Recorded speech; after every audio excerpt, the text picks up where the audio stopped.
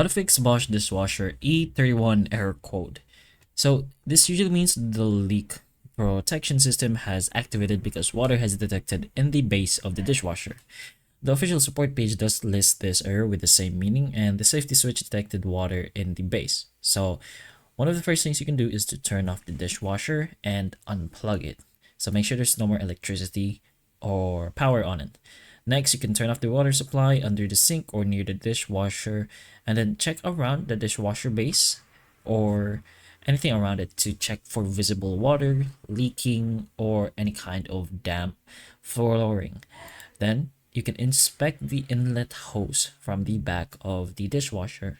So basically this thing right behind it.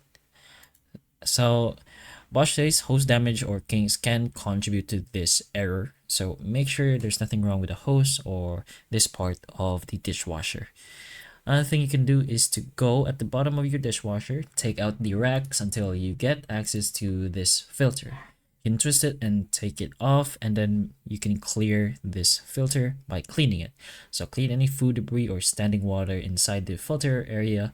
So make sure you clean the area and the filter itself. But other than that, you can leave the dishwasher off for a while so any water in the base can dry. And finally, turn it back on and run a short cycle, and only if the area is dry and you do not see an active leak anymore. If the code does return after checking the hoses and everything else, the likely causes are an internal leak and something like that. At that point, it is safer to contact a Bosch service or an appliance technician instead of opening the machine yourself to avoid any further damage. But hopefully this video helps. If it can, please like and subscribe for more videos like this, and that's all.